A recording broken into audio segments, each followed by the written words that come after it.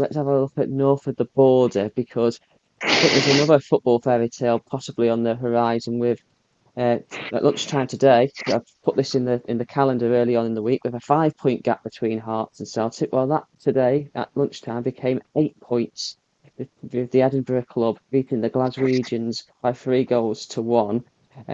Could we be seeing another football miracle here and Hearts winning the title, Joe? Well, after what we've just talked about, absolutely we could be seeing it. It is only 9 games in, and I still think the smart money will be on Celtic as the season progresses. You would expect their deeper squad will come into play. You'd expect them to strengthen in January. But I watched the game at lunchtime today, and Hearts were just terrific. They were just the better side by quite some distance, I thought. And they've clearly got a good squad. They've got a very solid defence, good goalkeeper, and then 3 up front in Kazaridis, Shankland, and is it Bravo, is it the other one? But yes, Braga. they Braga, yes, apologies. Top scorer at the moment. They've got real quality up there. And they've got goals as well. They've got goals in them. But then this has been, I coughed up Tony Bloom's name just earlier on. I don't know how much of it is down to him because it seems like it's too soon to give him any credit. But this has been in the making for over a year or two. Hearts have always been a competitive.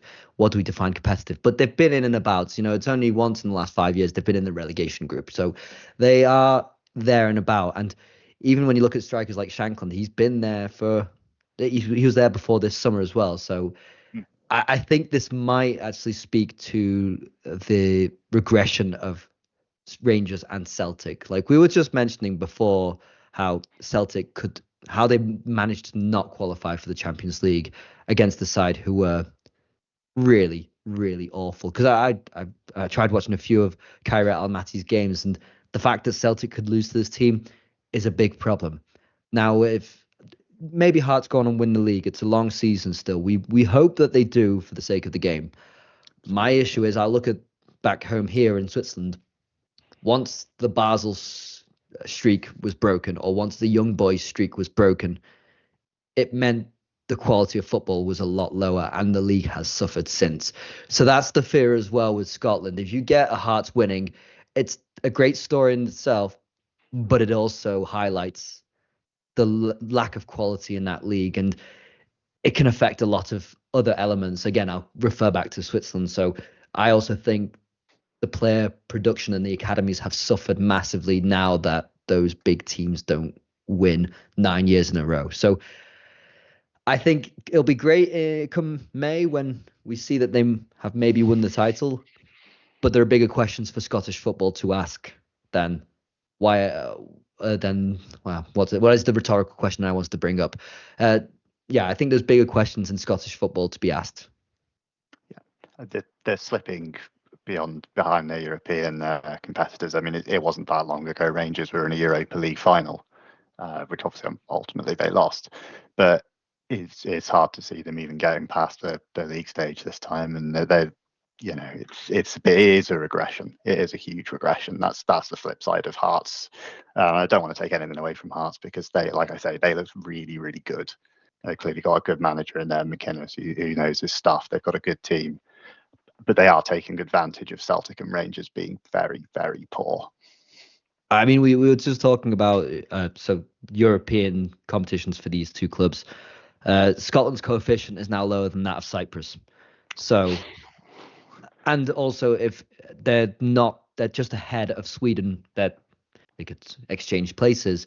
So Scotland could fall really low, and they're also at risk of losing out to Israel, leapfrogging them because Israel, of course, have Maccabi Tel Aviv in the Europa League.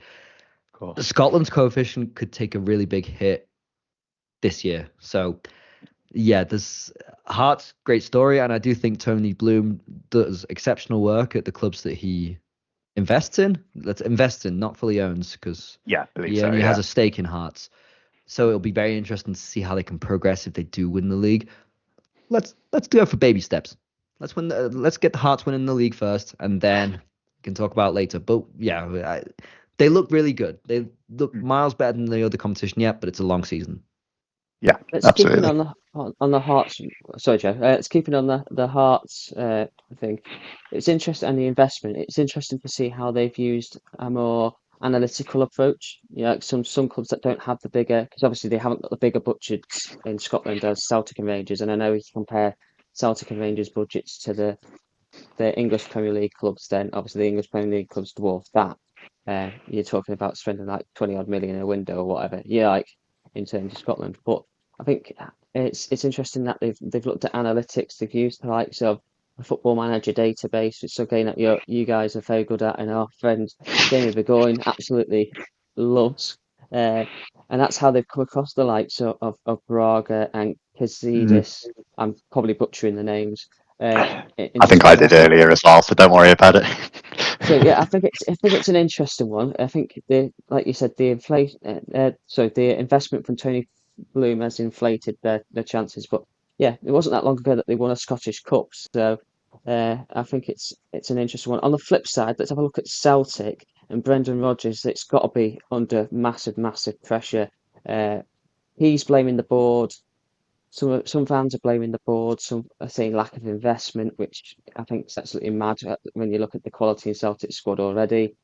And then some are blaming Brendan Rodgers for his usual tactical ineptitude, as I would say biasly, as I was not his biggest fan when he was managing my team, Liverpool. So, Seb, what's your thoughts on Brendan Rodgers? Do you think he's a dead man walking, or do you think it's just a bit of a Brendan overreaction? Rodgers, as much as I do rate some jobs that he's done in certain clubs, he makes himself a dead man walking. You know, he creates the situation by being so bitter and nasty, and he almost basically tries to force a club's hand to give him the sack, and that's what he's doing now. I think he's lost interest in the project, and I think that's also yeah, it's a bad indictment on Brendan Rodgers as a manager himself, but he is tactically inflexible when things are against him. I think his days are numbered at Celtic, and if they wouldn't fire him during the season, surely I know that it seems like a possibility, but who does Celtic go and get if Brendan Rodgers doesn't see the season out? Who's biting off their arm to get that job? Ange Postecoglou. I completely walked right into that one. Of course, I don't even know how I didn't see that one. Thank you, Joe. That's the sort of thing we should be pointing out when I say some things. I just want to start a side note. It's the same cycle, and that's the dangerous thing in football, going through the same cycles. You know. Well, that is what they did with Brendan Rodgers. They've gone back. Exactly. Yeah. It's gone very poorly. So. And it's why Rangers shouldn't have gone for Steven Gerrard. So how did I just pronounce the name? Steven Gerrard. Gerrard. Oh, anyway. No, I think Brendan Rodgers is starting to really lower the caliber of club that he can manage, and I think even Celtic might now be a bit beyond him. I will say. Also, Joe. No, I was going to say it's interesting. I sort of see why maybe it looks like they want to blame the board. I see Carter Vickers, Jota, two big injuries, which this time round have severely weakened the squad, it appears, whereas in previous seasons it possibly wouldn't have done. And it probably shouldn't do. They probably should still have the depth, but watching their attack today without Jota, really poor, really slow on the ball, no incisiveness, no ideas. And poor Dane Murray at the back, had an absolute shocker.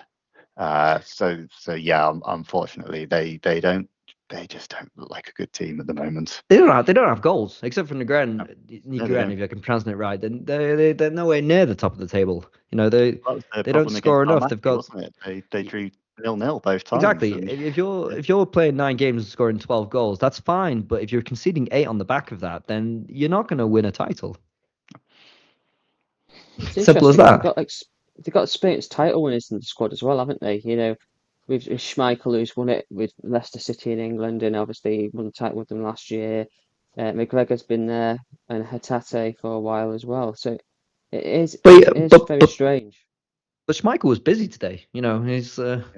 so it's not like it's all down to him. There's a systematic flaw in Celtic at the moment, and that's where these poor results are coming from. If you can't find a way to score a goal, but then you're not keeping goals out, then yeah, your experience counts for nothing. Yeah, and you need goals, and in the summer you go out and you sign Kelechi and Nacho. I do see why that's a problem.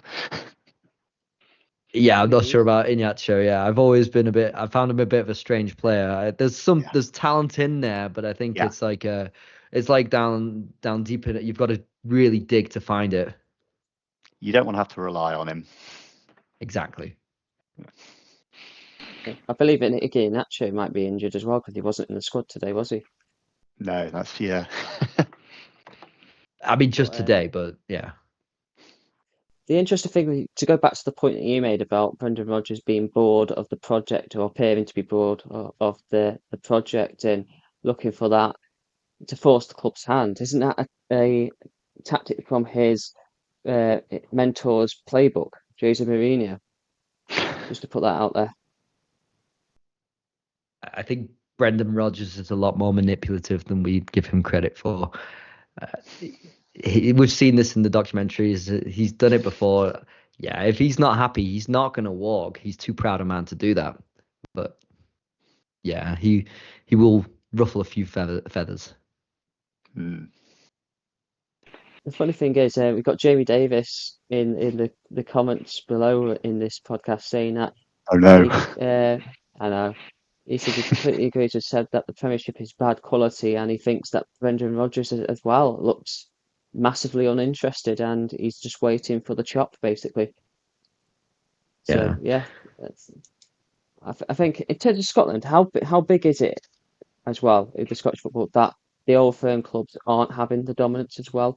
I know it's like sends ripples through the effect, the world of football, but how big of an impact do you think it has on Scotland itself? Because it's obviously we've seen dominance. It's always Celtic and Rangers competing for the title for years. I think Hearts haven't won the title since the 50s, or should I say top division titles since the 50s. And they've won a couple of second division titles in that time when they've dropped down and then come back up again. So how refreshing would it be, in your opinion, for that? I mean, it'd be big, bringing the league back to the capital. It's not gone there in a while, and that says a lot about Scottish football in general. That it's all just one city dominated. It'd surely have a big impact. I think financially as well, it could have a role as well. If you get a different league title, you can get more interest in the league. Less people will watch knowing that Celtic or Rangers will win the league one year. So there could be a lasting effect. There could also be, like I mentioned previously, just highlighting big flaws in the league itself. What's your thoughts from a Hibs persuasion, Joe?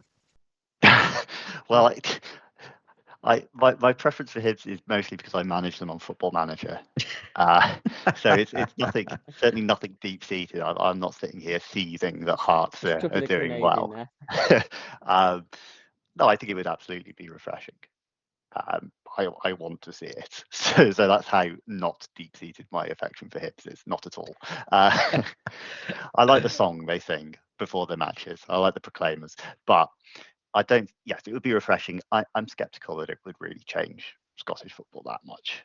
I think of Leicester City winning the Premier League, for example, and then every league title afterwards being won by Chelsea, Man City or Liverpool. And that is the effect. That is the real effect of Leicester winning the title. We don't get this super top six dominance without Leicester. Yeah, maybe it just makes Celtic wake up a little bit, or Rangers wake up a little bit.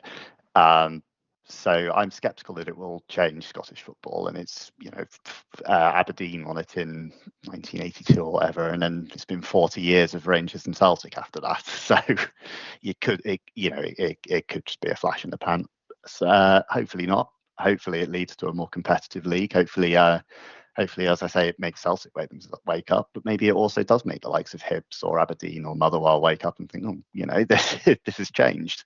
Maybe they might wake up and think, Russell Martin's the guy for us. And then Russell Martin wakes up and realizes it's all a dream. All a dream. Where is Russell going next? That's the question. I think the Grimsby? silence says it all. Yeah. Grimsby. Poor Grimsby. I don't know. Yeah. Jamie Well, pointing out that Grimsby did beat Man United this season. I hold my hands up. did. I should have not noted that. Big up the COD Army. I'm sure it's COD Army, isn't it? Or Mariners, sorry. Mariners. COD Army is Mariners. Fleetwood. Mhm. Yeah. Oh, gosh, I Yes, butchered of that, course. didn't I? That's what we do with butchers. All I was thinking of was the time I saw their fans dressed up in baking hot summer's day at Fenton Park, April time, cracking the flags, and I look across to the away end and I'm thinking, what on earth is that? You see multiple people dressed as fish in big tinfoil costumes, a guy in a full-blown fisherman's costume, and I think someone might have been dressed up as a boat as well. And I'm like, what on earth in this weather? So fair play to him. Madness. Yeah. Fan culture. But Got to get behind it. I think we need more fan culture in this country at times. I think we're losing it in the top divisions.